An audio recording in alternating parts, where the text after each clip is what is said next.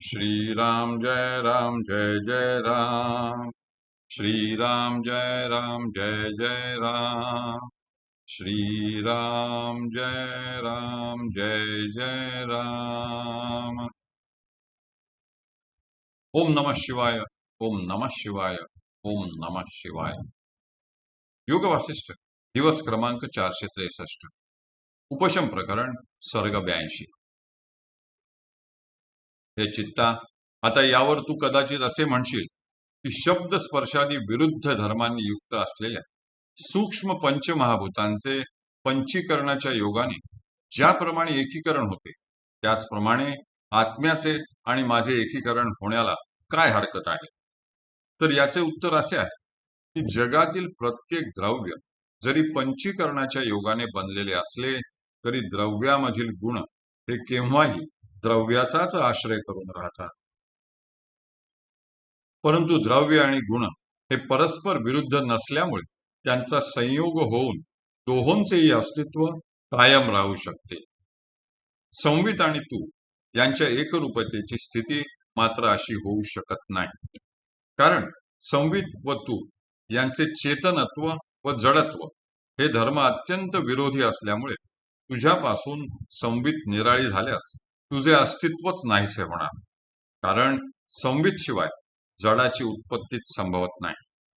बरे, तू संवितून निराळा झालास तर आत्म्याशी तुझा संबंध येताच तुझा नाश होण्याचा प्रसंग आपोआपच ओढवणार. यास्तव हे चित्ता, तू संवित होऊन निराळा होऊ नकोस. अथवा संवितचा म्हणजे अंतर्ज्ञान दृष्टीचा उदय होऊन तुझ्यासारख्या दुःखप्रद दृश्याचा नाश झाला असता निरतिशयानंद रूपी चिदात्माचं अवशिष्ट राहत असल्यामुळे तुझा नाश होणे हेच सर्वथा श्रेयस्कर आहे. यास्तव आत्म्याचे एकाग्रपणाने ध्यान करून तू नित्य समाधी स्थितीमध्ये राहून आत्मदर्शी हो. संवित रूपाहून च्युत हो. पाषाणाप्रमाणे जड असणारे मन, देह व इंद्रिय यांच्या ठिकाणी संकल्पोन्मुख होणे हेच दुःखप्रद आहे. आता यावरही तू कदाचित असे म्हणशील की मी स्वतः संकल्प करीत नाही, तर संकल्प करणे हा आत्म्याचा स्वभाव असल्यामुळे संकल्पाचे कर्तृत्व आत्म्याकडे आहे, माझ्याकडे नाही. परंतु ह्या तुझ्या म्हणण्याला काहीच अर्थ नाही. कारण आत्म्याच्या ठिकाणी वास्तविक कर्तृत्व भावना कोठून उत्पन्न होणार? आकाशाचे ठिकाणी कधी पुष्प उत्पन्न झाले आहे का? ज्याप्रमाणे आकाशाला शरीर असणे संभवत नाही, त्याचप्रमाणे ज्याच्या ठिकाणचा कल्पनारूपी चिखल नष्ट झाला आहे आणि मनोनाश हेच ज्याचे स्वरूप आहे, अशा आत्म्याचे ठिकाणी कर्तृत्व भावना उत्पन्न होणे कदापि संभवत नाही. तर ज्याप्रमाणे फेस, बुडबुडे यांच्या रूपाने समुद्रच स्फुरण पावत असतो, त्याचप्रमाणे भासमान होणाऱ्या जगातील सर्व पदार्थ वस्तूंच्या रूपाने केवळ चिदात्माच स्फुरण पावत असतो.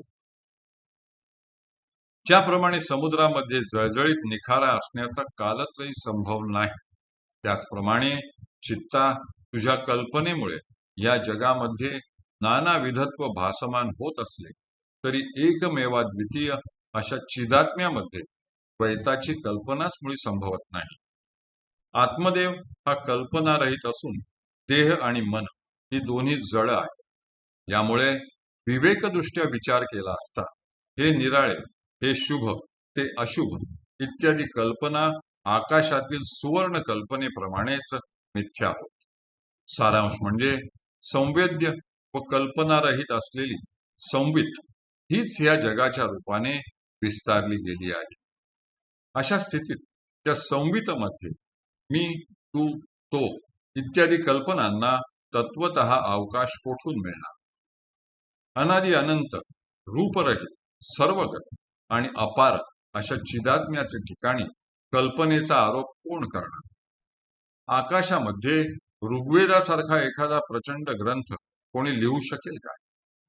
अखेरीस चित्ता, मी तुला एवढेच सांगतो की नित्य स्वयंप्रकाश, सकल वस्तूंच्या आणि शब्दांच्या सारभूत, अत्यंत निर्मल व दश दिशांमध्ये भरून राहिलेल्या अशा चिदात्म्याच्या ठिकाणी तू स्वानुभवाने एकरूप होऊन गेलास म्हणजे तुझ्या ठिकाणच्या सुखदुःखादी असत कल्पना क्षीण होऊन जातील व मी पूर्वी अनेक सुखदुःखे भोगली आहेत अशा तऱ्हेचा तुला जो प्रत्यय येतो तो सत्य नसून केवळ मोह आहे अशीच तुझी निसंशय खात्री पटेल.